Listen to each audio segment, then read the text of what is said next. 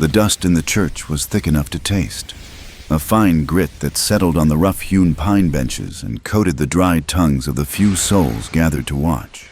It was a Tuesday in a town that had not seen rain in 6 months. The air outside shimmered with heat, but inside the small, stifling building, the mood was cold. Evelyn stood at the altar, her hand trembling in the grasp of the man beside her. She was 18 years old. The man, Harland Riggs, was rumored to be 40 or perhaps 50. No one knew for sure, and no one dared to ask. He was a man of property, a widower twice over, with a ranch that spread across 3 counties and a silence that was heavier than any shout. His thumb pressed into the back of her hand, a hard, possessive gesture, as her father, the preacher, rushed the words. Evelyn kept her eyes fixed on the cracked wooden cross behind her father's head. She could not look at him, at this man who had bartered her, his only daughter, to cover a gambling debt that had shamed his ministry and ruined their name. The whispers had followed him for weeks, and this wedding was the only thing that silenced them. This, and the heavy purse Harland had delivered to the parsonage 2 nights before.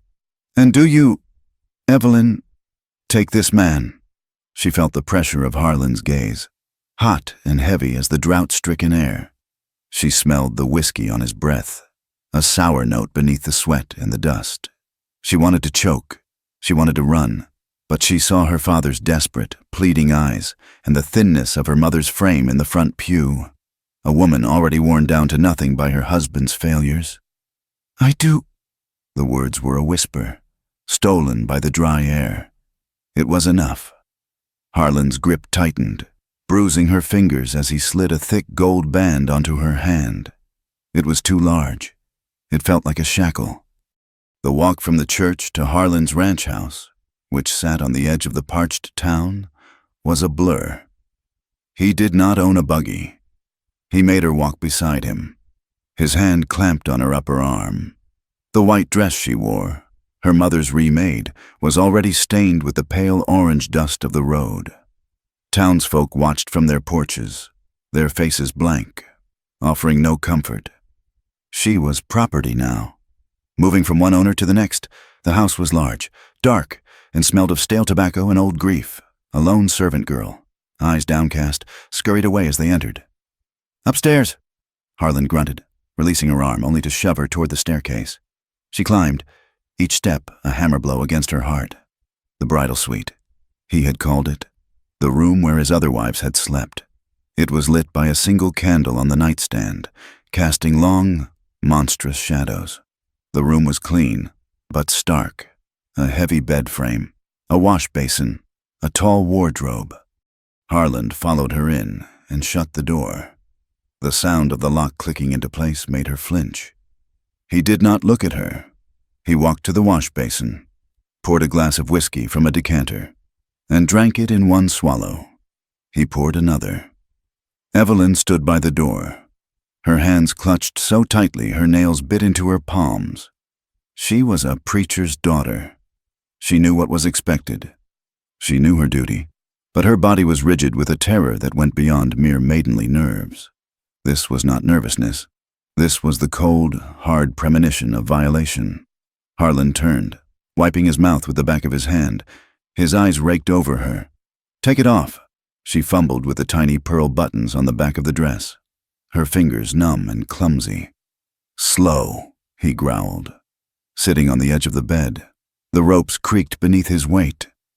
"I want to watch." She turned her back to him, a small, useless gesture of modesty. As she worked the buttons, her eyes scanned the room, desperate for anything, for some sign that this was a normal place.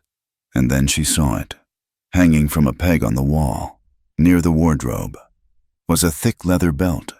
It was not a belt for holding up trousers. It was heavy, dark, and oiled, coiled like a snake in the dim light. Her breath hitched.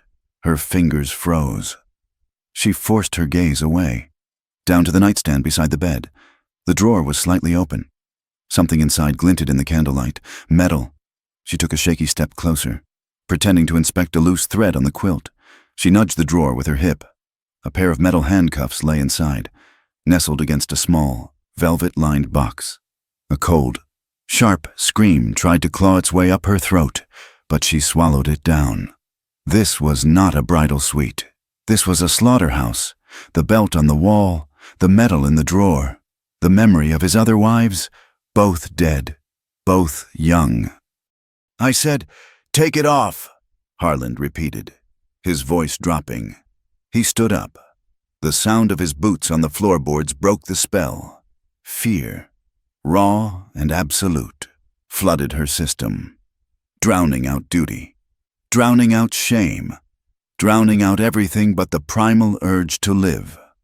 He reached for her. She bolted. She did not think. She wrenched the door handle, forgetting the lock, and slammed her shoulder into the wood. Pain shot up her arm. Harland laughed, a low, cruel sound. "Nowhere to run, little rabbit." He was wrong. She saw the window. It faced the back of the house, away from the town, toward the dark, rising canyons. She grabbed the heavy water pitcher from the wash basin and threw it. It missed him, shattering against the wall. But the surprise gave her a second. She grabbed the wooden chair and rammed it through the thin glass of the window. Cold night air hit her face. "You bitch!" he roared, lunging. She scrambled through the broken frame, not feeling the glass that tore at her dress and sliced her arms. She landed hard on the soft earth of a dead flower bed. The breath knocked from her lungs. She heard him crashing around the room, roaring her name. She got to her feet and ran. She was still in her white wedding dress, her feet bare. She ran from the house, across the dusty yard, past the silent barn, and into the scrub brush that marked the beginning of the wilderness. She did not know where she was going. She only knew she had to get away from the smell of whiskey and the sight of that coiled leather belt. Behind her, she heard shouting, "Get the horses, find her! She's mine!" Lights flared in the ranch hand's bunkhouse. Dogs began to bark. Evelyn plunged into the darkness of the canyon, the white dress a beacon in the moonlight. She tore at the skirt, ripping the heavy fabric away so she could move, but the bodice was too tight, constricting her lungs. She stumbled over rocks, her bare feet splitting open on the sharp shale.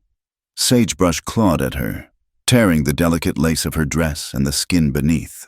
She could hear the horses now, the thud of hooves, the coarse shouts of Harland's men. She ran until her lungs burned and her legs were jelly. She scrambled up a rocky incline, her hands raw and bleeding, and slipped, tumbling back down into a dry wash. She lay there for a moment, gasping, tasting the salt of her own tears and the copper of her blood. The moon slid behind a cloud, plunging the canyon into near total darkness.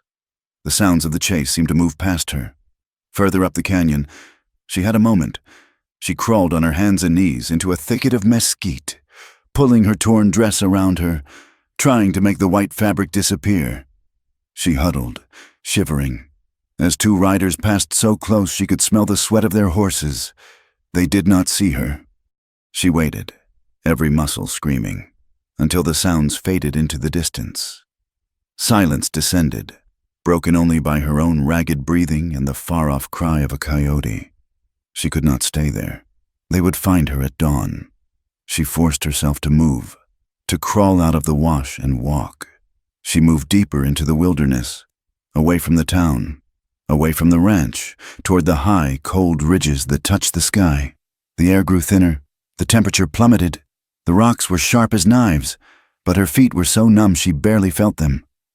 She walked for hours, or maybe it was only minutes. Time had lost all meaning. There was only the cold, the pain, and the crushing weight of what she had done. She was a runaway wife. She was ruined. She climbed until she could climb no more. She reached a high, wind-swept ridge, the ground hard and barren. The wind cut through the remnants of her dress as if she were naked. She stumbled, her ankle turning, and fell. She tried to get up. Her body would not obey. The cold had seeped into her bones, a deep, heavy lethargy. She was so tired. She curled into a ball on the frozen ground, the shredded white silk of her dress a mockery of the purity she had fled to protect. She closed her eyes. It would be warm, soon. Colt hated towns. He hated the smell of them, the noise of them, and the people who lived in them, passing judgment with their narrow eyes. He kept to the mountains, trapping and hunting, coming down only when the seasons forced it, to trade pelts for salt, coffee, and cartridges. He was tracking a buck, high on the ridges, looking for the last bit of winter game before the real snows hit. His horse, a steady gray gelding named Quiet, picked its way over the pre-dawn shale. Colt was already annoyed. The buck was long gone, spooked by something. He was about to turn back when Quiet stopped, lifting his head and snorting. His ears pricked forward. "What is it, boy?" Colt whispered, his hand instantly going to the rifle in its scabbard. He scanned the ridge. There was nothing, just rock and the skeleton of a long-dead pine. Then he saw it. It was just a patch of white, crumpled against the dark earth, looking like a patch of early snow. But it was not snow. He swung down from the saddle, his rifle in his hand, and approached slowly. It was a woman.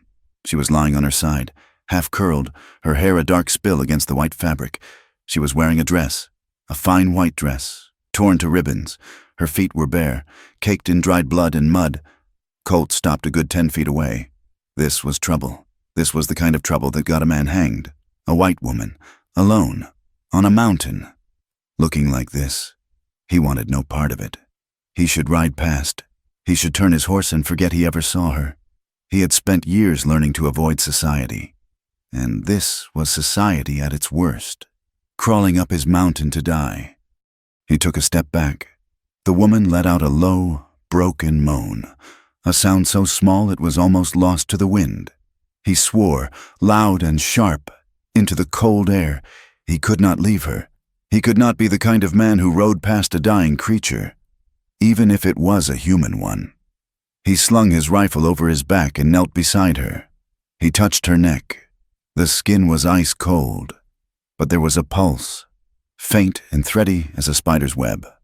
Her face was bruised, her lips blue. "Ma'am?" He nudged her shoulder. She did not respond. He sighed, the sound a white plume in the air.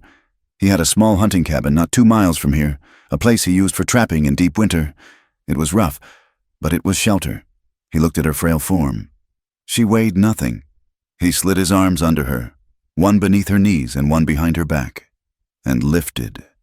She was light as a bundle of dry sticks, and just as cold. The fabric of her dress was stiff with frost. He carried her to Quiet, who shied at the strange, limp burden. "Easy, boy. It's just trouble." He managed to swing into the saddle, settling her across his lap, her head lolling against his chest. She was burning up. The coldness of her skin was a lie. Beneath it, a fever was raging. He urged Quiet into a careful walk, shielding her from the wind with his own body as best he could. He rode back to the cabin, a one-room shelter built tight against a rock face, almost invisible until you were upon it. He kicked the door open and carried her inside. The cabin was cold and dark.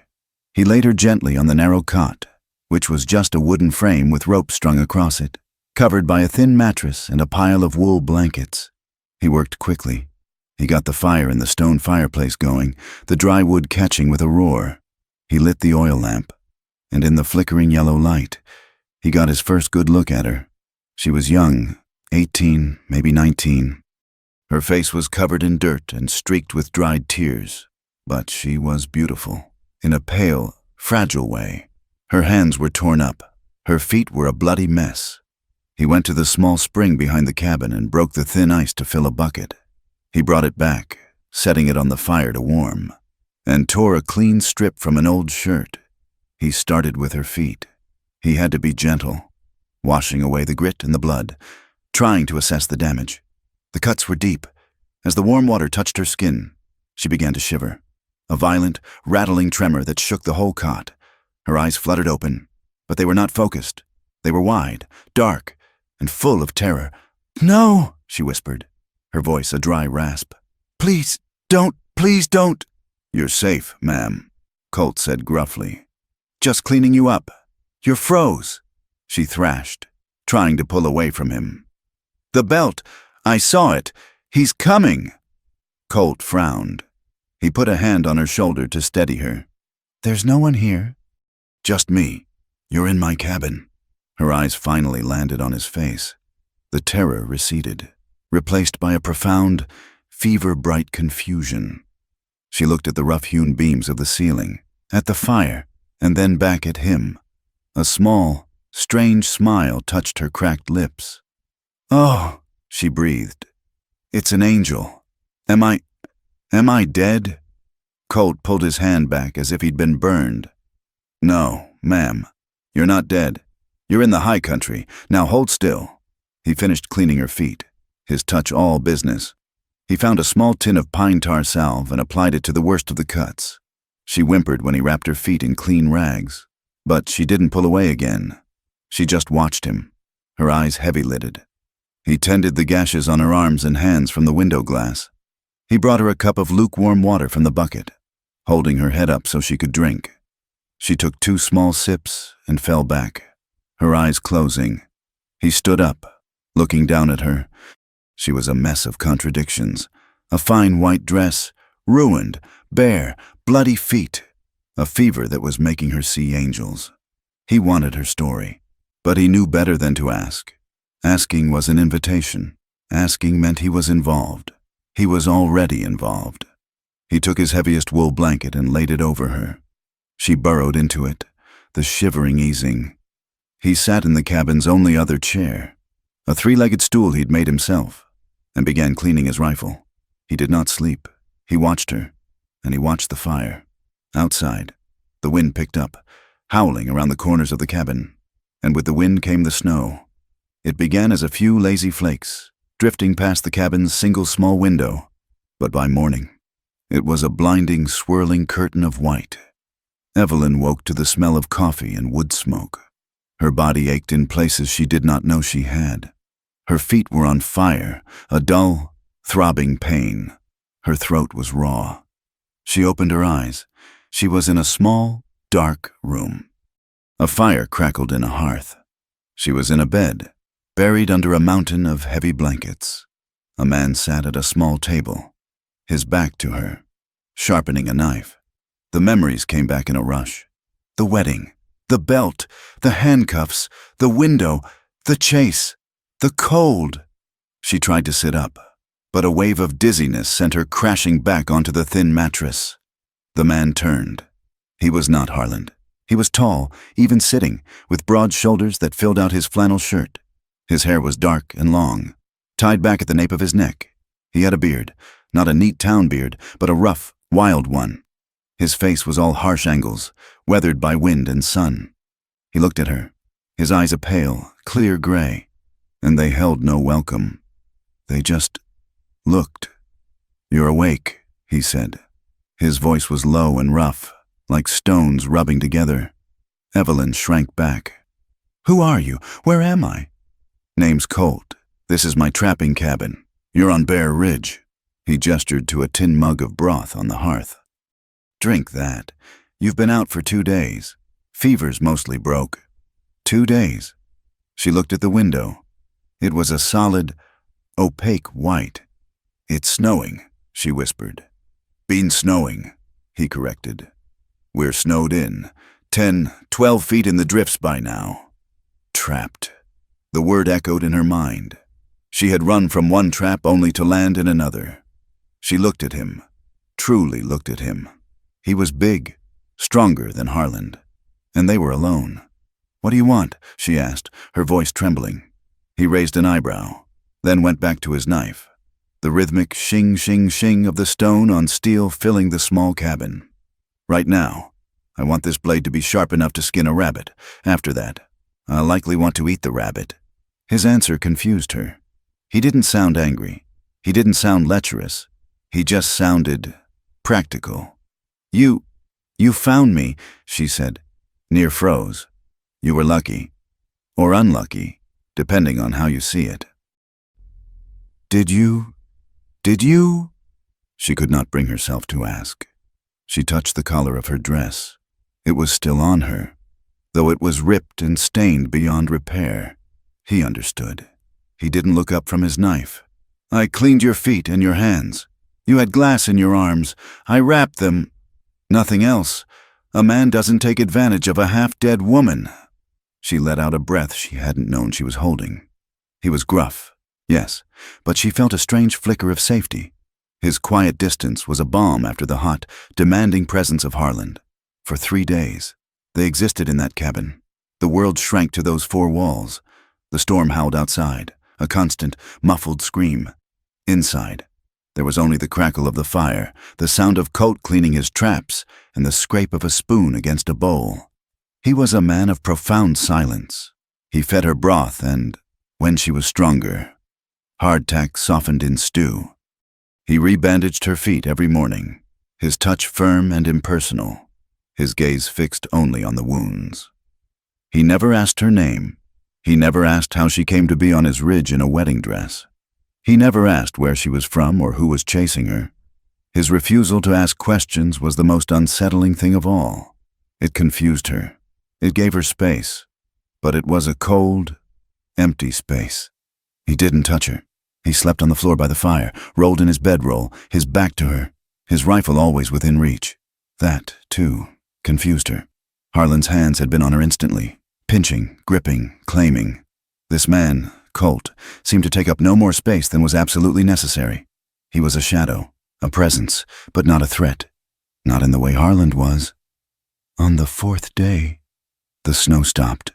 The silence that fell was sudden and absolute.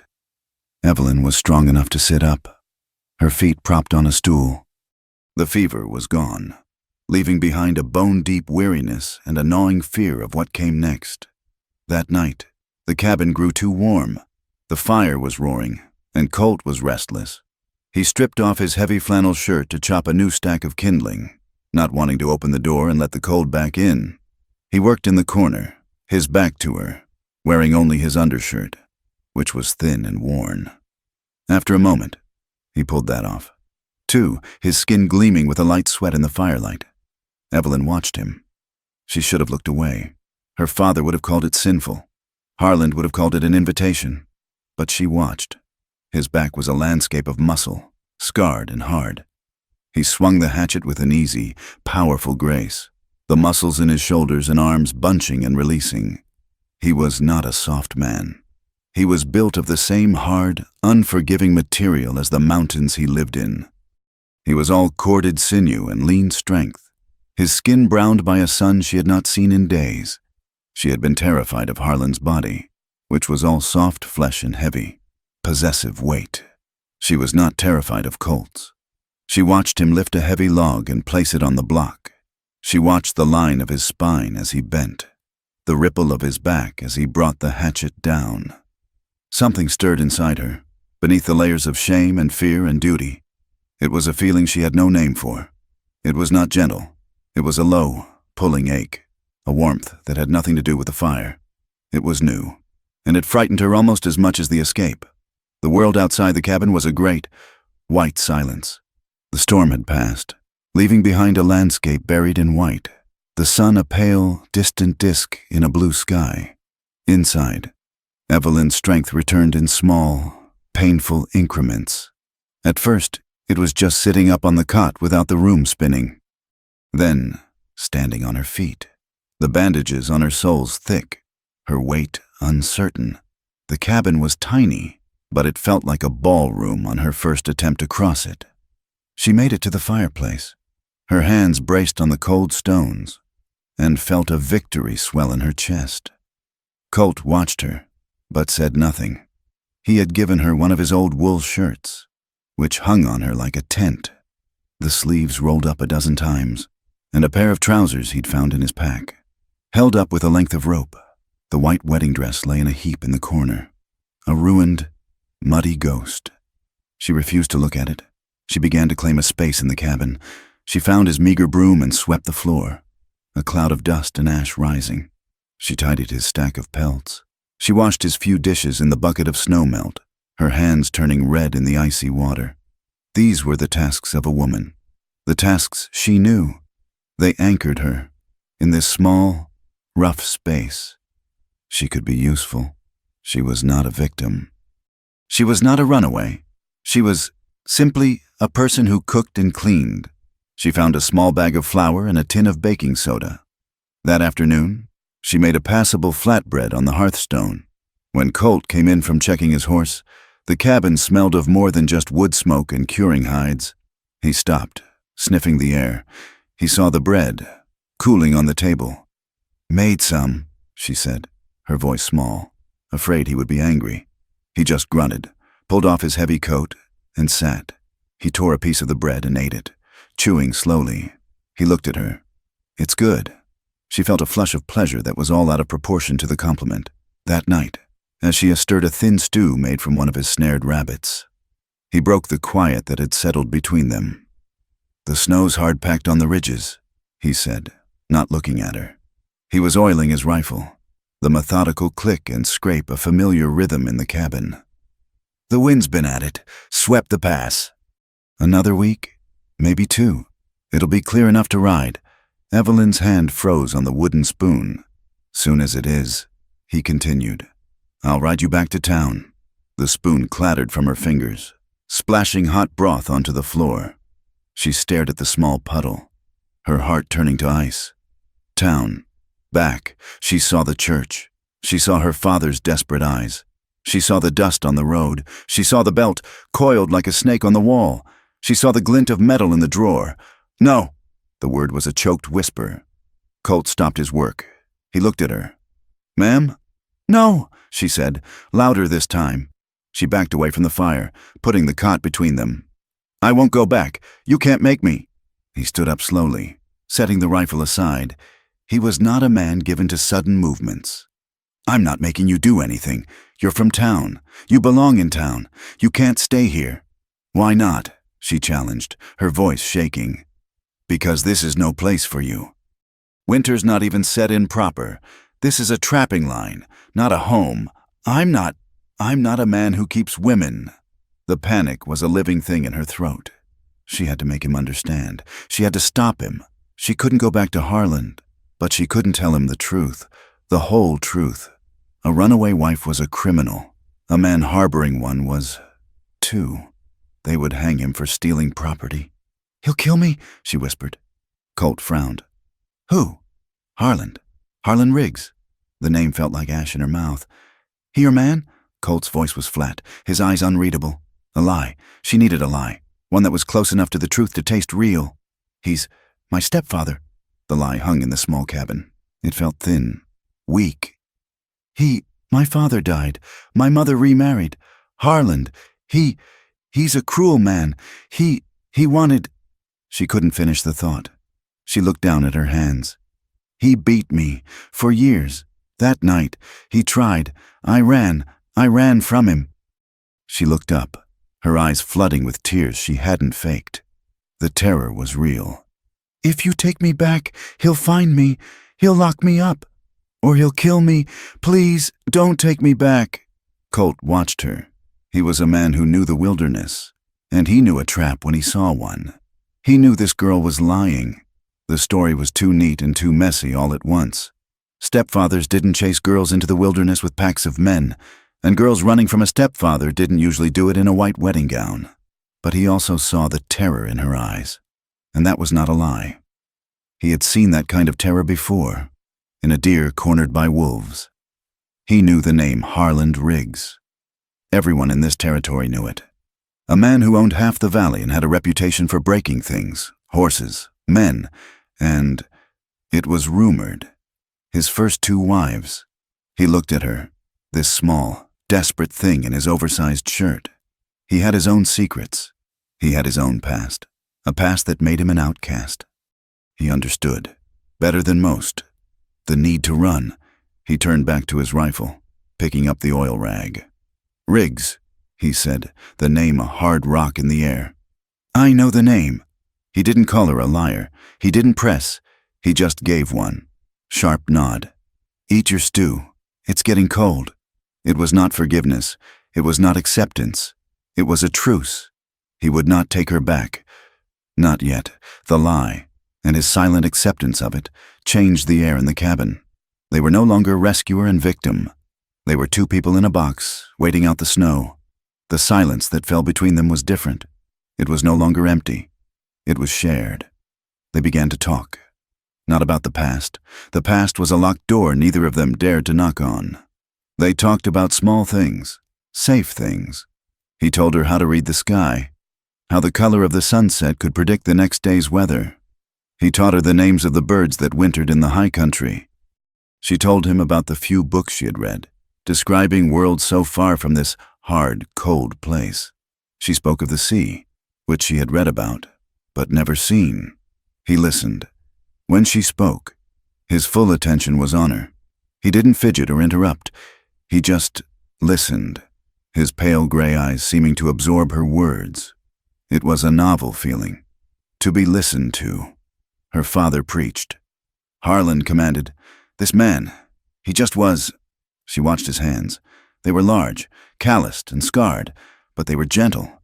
She saw him reset a rabbit's broken leg in a small, splinted trap, his touch surprisingly delicate as he worked on the small creature before letting it go. "No sense in a slow death," he'd muttered. She saw him with his horse, quiet, when he went to the lean-to to feed him. He would speak to the animal in a low, soft rumble, his hand rubbing the horse's neck, a tenderness he never showed her. She watched those hands mend a leather harness, the needle and all moving with a precision that was almost beautiful. One night, the cabin was thick with steam. He had hauled in 2 buckets of snow and melted them over the fire for a bath. He had given her the cabin, waiting outside in the freezing cold for half an hour while she washed, a gesture of decency that stunned her. Now it was his turn. He had the bucket in the corner, his back to her, washing the grit of the trail from his skin. She was on the cot, her hair damp and clean for the first time in a week, pretending to be asleep. She wasn't. She watched him through her eyelashes. The firelight played over his back, the one she had seen before. He moved to the basin on the table to wash his face, sluicing the hot water over his head and neck. He scrubbed at his beard, then braced his hands on the edge of the small, rickety table, his head bowed. She thought he was done. She opened her eyes. He was staring at her. He was staring at her through the steam rising from the basin, his hair dripping, his face stark and shadowed. It was not a look of lust, not the way Harlan had looked at her. It was something deeper, sharper. It was a look of profound, aching hunger, a look of loneliness. She did not move. She did not breathe. He saw her eyes were open. A dark, dull red crept up his neck. He looked away instantly, snatching a towel and turning his back to her, his shoulders rigid. She, however, did not look away. She continued to watch his back, her heart doing a strange, slow beat against her ribs. The snow began to melt under the relentless, high-altitude sun. The drifts shrank, revealing the hard, frozen earth. Evelyn insisted on helping. She was tired of the cot, tired of the cabin. She needed to feel the air on her skin. "I need to check the traps on the south ridge," he said, pulling on his boots. "I'll come," she said. "It's a 2-hour ride. The ground is rough." "I can ride," she said. It was a lie. She had ridden a plow mule. Once. He looked at her, his skepticism clear. "There's one horse. Then I will walk." He sighed, a sound of pure exasperation. "We don't have time for that." He looked at her, standing there in his 2 large trousers, stubborn and frail. "Fine, but you do what I say." He led quiet from the lean-to. He mounted the gray gelding in one smooth motion, then looked down at her. He reached down a hand. "Come on, then." She placed her hand in his. His grip was hard and warm, and it closed around her small hand. Swallowing it, he pulled. She was shockingly light. He hauled her up, swinging her sideways, seating her behind him. "You'll have to ride aside," he said, his voice gruff. She settled on the horse's rump, her legs dangling on one side. She had nothing to hold on to. The horse shifted. She slipped, crying out. "Wrap your arms around my waist," he ordered, his back stiff. "And don't fall off." She hesitated. It was so intimate, but it was either that or the ground. She slowly, shyly, put her arms around him. His waist was solid. He was wearing his thick wool coat, but beneath it, she could feel the hard muscle of his back. He was a wall of heat. She pressed her cheek against his back, smelling the scent of him. Smoke, pine, horse, and the clean, sharp scent of cold air. He spurred quiet into a walk. The motion was jarring. She clung to him, her knuckles white. With every step the horse took, her body rocked against his. The contact was electric, a slow burn that started in her stomach and spread outward. She trembled, but she was not cold. They checked the traps. He showed her how to read the tracks, how to spot the faint print of a fox. He gave her the snared rabbits to hold, their bodies still warm. She did not flinch. She watched him reset the snares, his hands quick and sure. They worked together, a quiet, efficient team.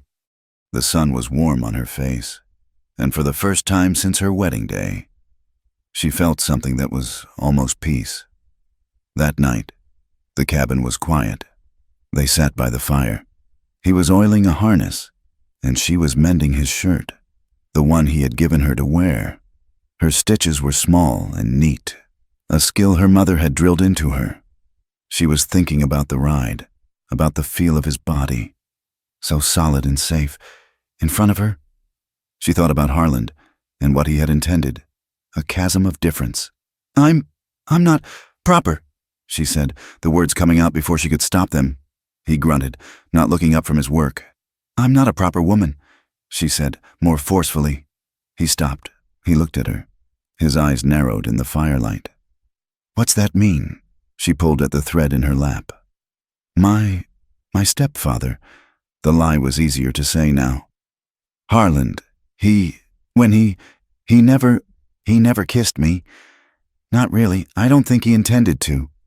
She looked at him, her face a mask of shame and confusion. "No one has, not ever. I don't think I know how to be a wife. I don't know how to be touched. Is something broken in me?" Colt went rigid. His hand stopped moving. The piece of oiled leather fell from his lap to the floor. He stared into the fire, his jaw so tight she could see the muscle jump. A long, painful silence stretched out, filled only by the hiss of the flames. Finally, he spoke. His voice was a low growl, so quiet she almost didn't hear it. "No." He didn't look at her. "There's nothing broken in you," he said, his voice fierce. His gaze locked on the fire. "Nothing at all." She hadn't realized she was holding her breath, waiting for his judgment. She let it out, and a small, broken sob came with it. She covered her face with her hands and cried, silently. She cried for her father's weakness, for Harlan's cruelty, and for the terrible, aching loneliness that had been her entire life. He did not move to comfort her. He just sat there, a silent, rigid guardian of her grief. That night, her sleep was broken. She did not dream of the chase, or the cold, or the belt. She dreamed of Colt. She was on the cot, the firelight low. He was standing over her, but he was not the gruff, silent man from the day. His eyes, in the dream, were soft. The gray turned to warm silver. He knelt beside the cot, and he did not grab her. He held out his hand, palm up, in the dream. She took it, his calloused fingers laced with hers. He leaned in. He kissed her forehead, a soft, warm press. He kissed her eyelids. He kissed the corner of her mouth, and then he kissed her lips. It was not a kiss of force or demand. It was a slow, gentle pressure, a question, and in the dream, her body answered, melting, opening, igniting. He began to unbutton her shirt, his knuckles brushing the sensitive skin of her collarbone, and Evelyn woke with a sharp, choked gasp. The cabin was dark. The fire was just a bed of red gold embers. Across the room, Colt was a shadow on the floor, rolled in his blankets, his breathing deep and even. Her heart was pounding so hard it felt like a fist against her ribs. She was slick with sweat, and beneath the blankets, she was wet. There was a throbbing, liquid ache between her legs, a feeling she had never, ever known. It was pleasurable, and she was consumed with a shame so profound it made her sick. The next day, she could not look at him. She was a different person. She was quiet, but it was not a peaceful quiet. It was a skittish, guilty silence. She kept to the cot, her back to him. She dropped the tin plate, and it clattered on the floor, making her jump. She burned the bread, her face hot when he wordlessly scraped the black crust off. He knew. He sensed the change. The easy, shared silence of the past days was gone, replaced by a taut, humming wire. He watched her, his face wary. "Snow's almost gone from the south ridge," he said, trying to break the tension. She just nodded, scrubbing a pot with a force that was wholly unnecessary. The day dragged on, the air in the cabin growing thicker with every hour. Night fell, and the small room seemed to shrink, closing in on them. He ate his stew standing by the fire. She ate hers on the cot. The silence was an accusation. She couldn't bear it. She couldn't bear her shame. She couldn't bear his distance. She had to know.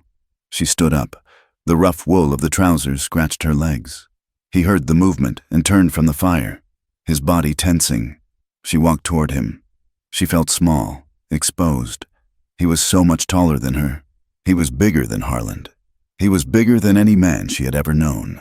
His size, which had once seemed a comfort, now seemed dangerous.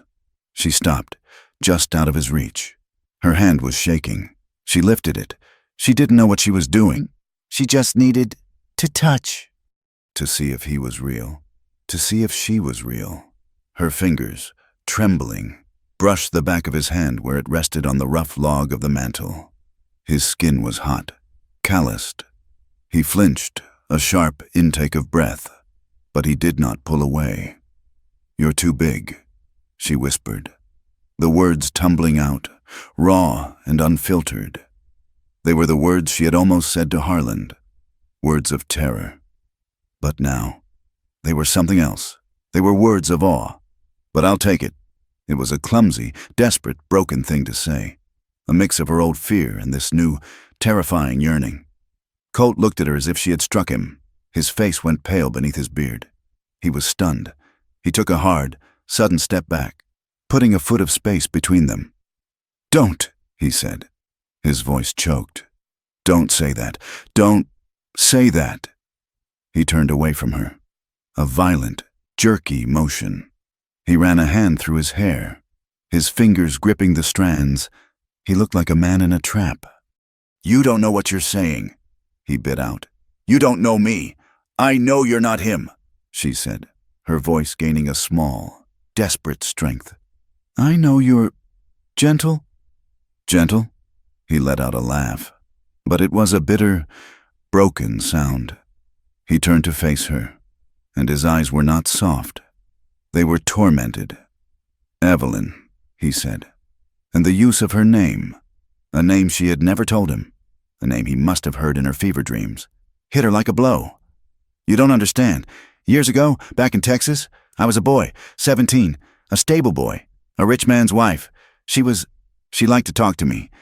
She was lonely. Her husband, he found us talking. He didn't like it." His voice was rough, full of old pain. "He said I touched her.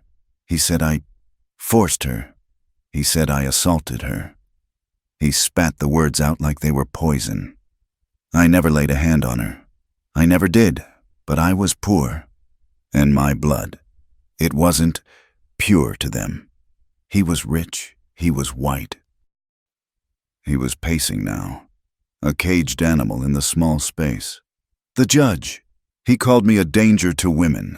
He branded me. I spent 3 years on a prison farm for a lie. 3 years of my life. Gone for a lie." He stopped, his chest heaving. He looked at her, and his soul was naked in his eyes. Raw. "When I got out, I swore," he whispered, his voice cracking. "I swore I'd never touch a woman again. Never. Not unless she begged me. Not unless she was so clear about it. So clear that no one, no judge, no God, could ever twist it into a lie." The silence in the cabin was absolute, broken only by the hiss of the fire and his ragged breathing. Evelyn looked at him, this quiet, gentle man who had saved her. This man who had been so brutalized by the same world that had sold her. Her dream. It hadn't been a sin. It had been an answer. She stepped toward him, closing the space he had made. He flinched, but he held his ground. She put her trembling hand on his chest. Through the thin wool of his shirt, she could feel his heart, hammering like a trapped bird. She looked up, meeting his anguished, terrified eyes. "Then let me beg." His name, Colt, fell from her lips as a question, as a prayer, as a statement of fact. She had said, "Then let me beg," and the words hung in the charged air, a vow spoken into the silence. He was frozen, a man trapped by his own history, his eyes wide with a mixture of terror and a desire so profound it was painful to witness. His hands, those scarred, capable hands, were balled into fists at his sides, as if fighting the urge to reach for her or to push her away. "Evelyn," he whispered, and her name sounded like a man breaking. "You don't know what you're asking. I am not what you think. I'm not safe." "You are the only safe thing I have ever known," she answered, her voice trembling but fierce. She had survived a monster's house. This man's torment did not frighten her. She stepped closer, her hand still on his chest. His heart was a wild thing against her palm. You said you would not touch me unless I was clear." She took his right hand, the one balled into a fist, and slowly, gently,